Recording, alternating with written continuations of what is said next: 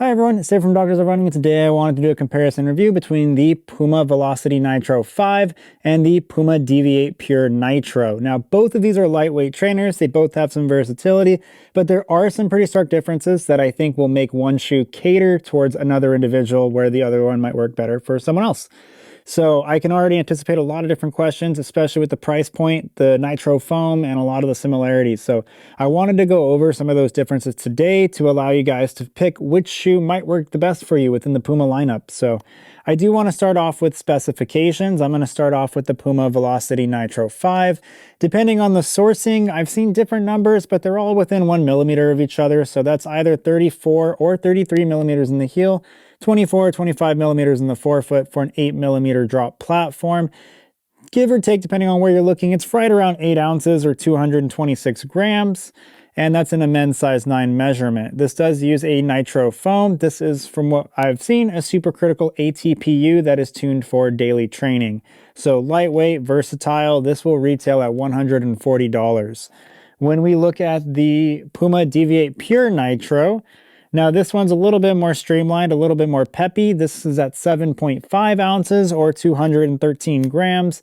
It's a little bit higher up in stack. It doesn't always feel the highest, but it's 37 and 29 for an 8 millimeter drop as well. This uses a supercritical PIBA-based midsole, and this is at 7.5 ounces. So a little bit more streamlined, also a neutral daily trainer, and this retails at $150. So there's a $10 price swing between the two. They both use a nitro foam. They're both nitrogen infused. They're both lightweight. They're both decently versatile. So what's the difference? And so I want to go into the ride first of the Velocity Nitro 5, and then we can compare and contrast from there. But as far as the Velocity goes, this is the flagship neutral daily trainer for Puma. It feels that way.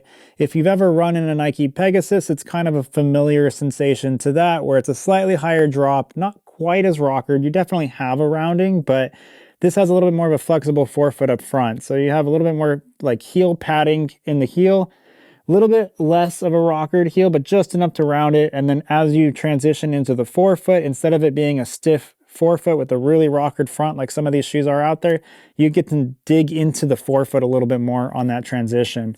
And so that tends to be pretty classic. The Mizuno Wave Rider has been like that for a long time as well, although that has seen some changes in recent years. But Brooks Ghost has been like that. Like a lot of flagship neutral trainers, that's that quote-unquote traditional feel that we may say in some of our reviews. And so it feels that way. It's light. The supercritical ATPU is an interesting one. Now, I actually was quite surprised when I saw the stack height at 34 millimeters. That actually felt kind of low. This actually, the foam is quite soft, especially for that stack height. It feels more like a 40 millimeter stack height shoe when you're running in it. But I will say it absorbs the impact really well. It's a shoe that falls into rhythm quite easily. But I will say, and I don't know if it's because of the flexible forefoot or the foam, but it feels like it's better at absorbing load than it is at springing you back. It feels a little bit less responsive, but with the lightweight package, in my 9.5, it's 8.6 ounces. That's pretty light, you know, like you can still turn this over and still get quite a good use out of it, but it definitely feels better as just like a workhorse neutral daily trainer for me. And outsole wise, you got plenty of outsole coverage, Puma grip, good outsole traction.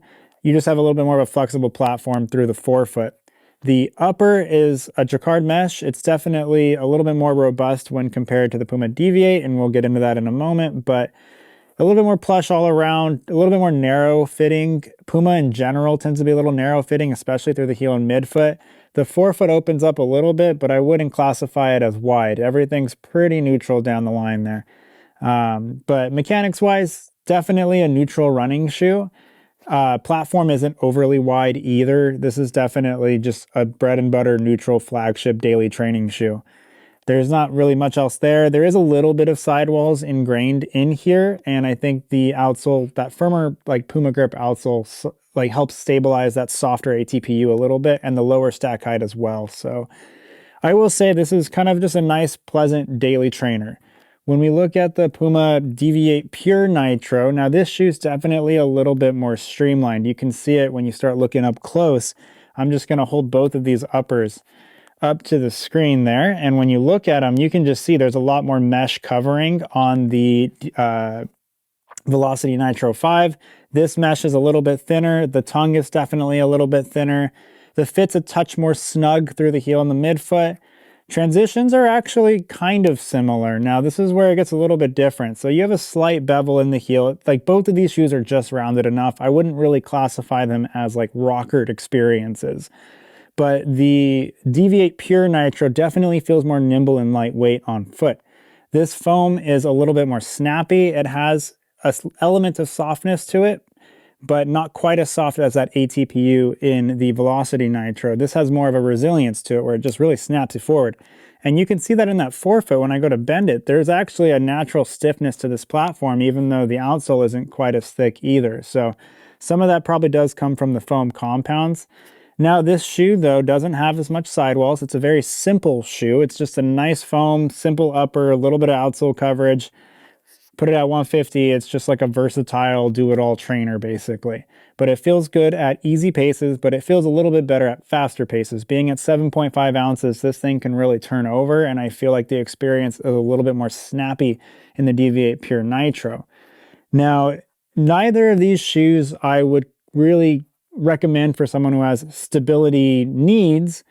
But if you're looking for something a little bit easier on your feet and you want just a little bit more shoe all around, you have a little bit more sole flaring in the Velocity Nitro. The upper is more robust. There's a heel counter in there that just stabilizes that heel a little bit better, a lot more padding than the Velocity or Deviate Pure Nitro.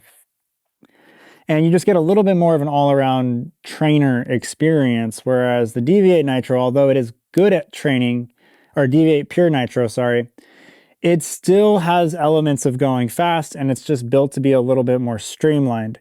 Now, for me, I actually feel like it does just fine at daily efforts. I actually like the versatility of going a little bit faster. I kind of like that snappier feeling forefoot. So the extra $10 to go up to the Deviate Pure Nitro for me isn't really a question. I think the Deviate Pure Nitro is definitely the shoe for me when I'm comparing it with the Velocity Nitro 5. But if you are a new runner and you're just like looking for a standard flagship model to get it done and have a pretty good, I mean, it is a good foam, like it actually is a really good shoe. It's just, it's not quite as exciting at faster paces. Like if you just want a shoe that gets the job done, the Velocity Nitro will do that.